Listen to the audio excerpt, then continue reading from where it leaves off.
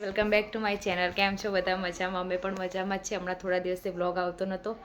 ક્યારનો નહીં આવે? ઉત્તરાયણ પછી નહીં આવે. ઉત્તરાયણનો લાસ્ટ વ્લોગ હતો, એના પછી 16 તારીખે અમે ઘરે આવ્યા. 15 તારીખે આવવાનું હતું, પણ હિરણના વાસી ઉત્તરાયણ ઉજવવાની નાહી જતી હતી, એટલે અમે 16 તારીખે એમને લેવા આવ્યા. 16 તારીખે ઘરે આવ્યા, રાત્રે 11:15 કદાચ ઘરે આવ્યા. 17 તારીખે પછી તો ઘરની હાલત એટલી ખરાબ હતી, બિફોર આફ્ટર કરવાનું હતું, મારા પણ રહી ગયું. તો હિરેને થોડું ક્લીન કર્યું, એટલે વાંધો નહોતો આવે એવો. આજે થઈ 18 તારીખ. આજે શું હિરેન આમના તો બ્લોગમાં કેમેરા એમની જાગે ચાલુ થઈ જાય. આજે અમને મળે 10 વર્ષ પૂરા થયા. શતાબ્દી 10 વર્ષ થઈ ગયા. 10 વર્ષ થઈ ગયા. 2015માં અમે મળ્યા હતા. 2025 મતલબ મળ્યા એટલે અમે ફર્સ્ટ ટાઈમ તો 4 તારીખે મળ્યા હતા, હે ને? પહેલા મહિનાની 4 તારીખે હિરેન મને જોવા આવ્યા હતા, પણ 18 તારીખે એમાં શ્રીફળ રૂપિયો હતું. એ અમે ઉલ્લુ બને શ્રીફળ રૂપિયો કરી દીધું હતું. અમારે બધી વાતમાં એવું થયું. જો જોવા આવ્યા એ વખતે હિરેનને અમે તમને સ્ટોરી કહીએ. અમારી કોઈ લવ સ્ટોરી નહીં, અમારા લવ મેરેજ નથી, અરેન્જ મેરેજ જ છે. પણ બધા એમ યાર ક્લિયરિટી આમ કરું ને, હિરેન તો નહીં આવતી બરાબર. અમારા લવ મેરેજ નથી, અમારા અરેન્જ મેરેજ જ છે. પણ કોઈ બી અમને ફર્સ્ટ ટાઈમ જોડે એટલે એવું જ કે તમારા લવ મેરેજ છે, પણ ના, અમારા લવ મેરેજ નથી, અરેન્જ મેરેજ છે. થયું તું કેવું કે 4 તારીખે મારી અને હિરેનની વાત, મતલબ મારા ઘરે મારા મમ્મીના મામા ભાઈ બી થાય, દૂરના સગા થાય, અને હિરેનના બી આ બાજુથી સગું થતું હતું, એટલે બંને એકબીજાને ઓળખતા હતા.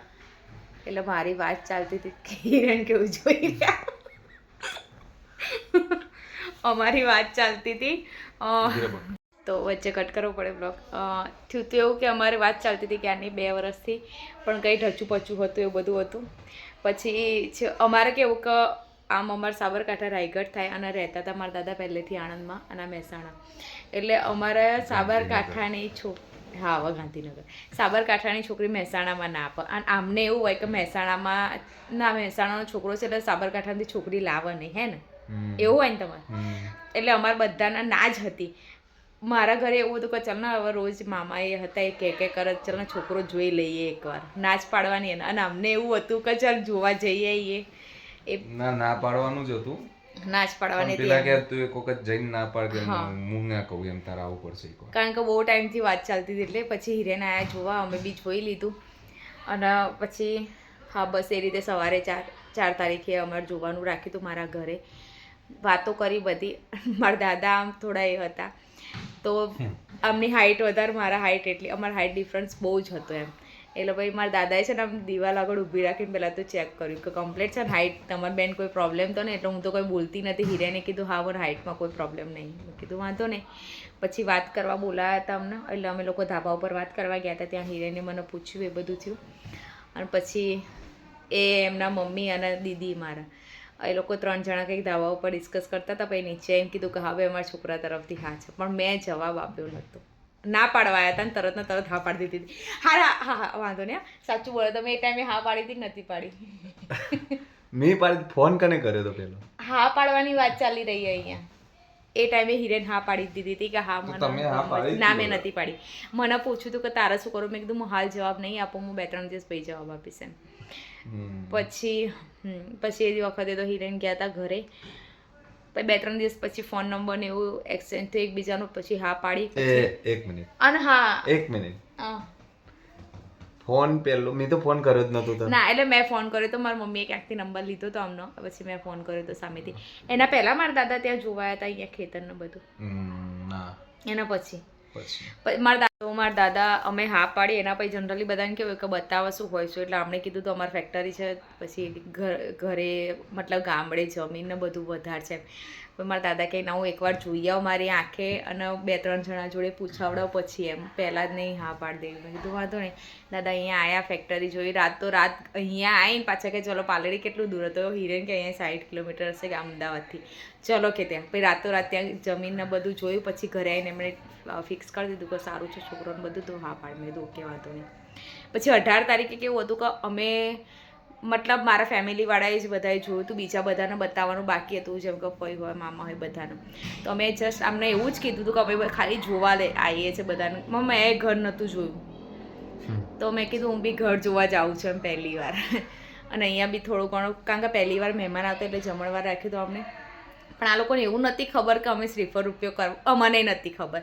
મારા દાદાએ ત્યાં જઈને જ ગોઠવી દીધું કે હા ચલો આ કિંજલે ઘર જોઈ લીધું, બધું કમ્પ્લીટ છે, એટલે શ્રીફળ ઉપયોગ કરી દઈએ. એટલે ત્યાં તાત્કાલિક નક્કી થઈ. હા, મને ક્યાંય બીજે મળવાનું નહોતું ને એટલે. તો એ રીતે ડાયરેક્ટ દાદાએ બધું કરી દીધું, શ્રીફળ ઉપયોગ થઈ ગયું. પછી સગાઈમાં બી એવું થયું હતું અમારા. બીજા મહિનાની 18 તારીખે અમારી સગાઈ હતી.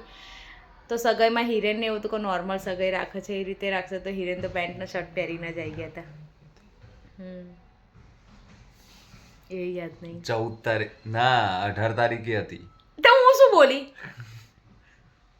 નિકિન લગ્નના 3 દાડા રહી, એના 14, 15, 16, 17, 18 બરોબર 18 હતી. તો 18 તો હિરેન નોર્મલ પેન્ટ ને શર્ટ પહેરીને આવી ગયા હતા. પછી આવીને જોયું તો ખબર પડી કે ના સગાઈ સારી રીતે રાખી છે. એમાં એમનો પચકું થાય. અમારા સગાઈનો આલ્બમ છે, હું તમને બતાવીશ નેક્સ્ટ વ્લોગમાં. એમાં એવું થયું. બસ પહેલી વાર આ લોકો મને જોવા આવ્યા ને ત્યારે મારા નણંદનું પણ, મારા નણંદે ચૂપકીથી મારો ફોટો પાડી લીધો હતો એમના ફોનમાં, હે ને. પછી મને ખબર પડી, વાત કરતા હતા ને ત્યારે કહો દીદીએ ફોટો પાડી લીધો મારો. એવું થયું તો અમારે અમે લોકો આ રીતે મળ્યા હતા.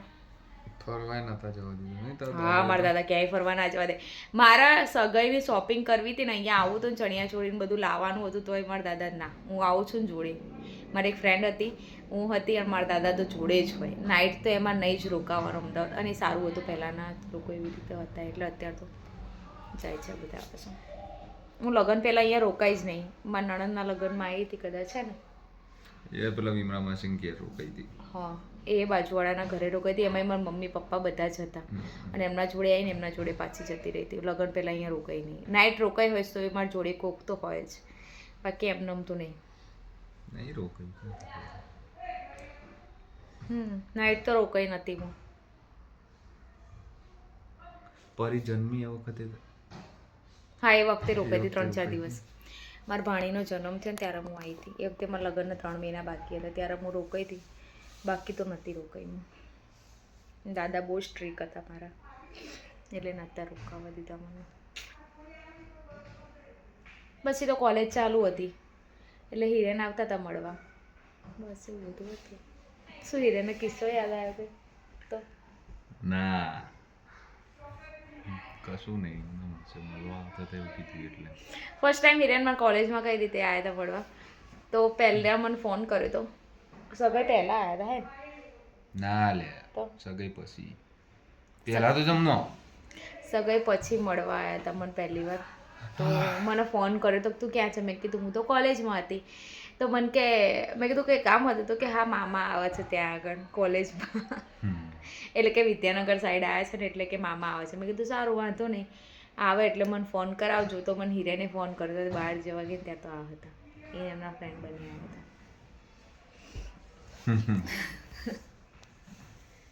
તો એ રીતે અમને કાલે આજે 10 વર્ષ પૂરા થઈ ગયા. 10 વર્ષ ક્યાં નીકળ્યા ખબર ના પડી નહીં.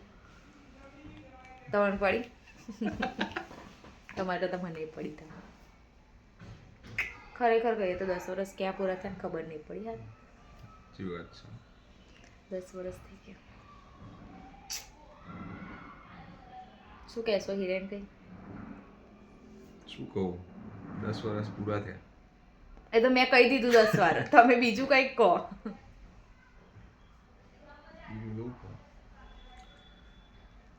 બસ મજા આવી. 10 વર્ષ લાગતા નહીં પૂરા થયા 10 વર્ષ. એ તો એ મેં કહી દીધું, બીજું કંઈક કહો.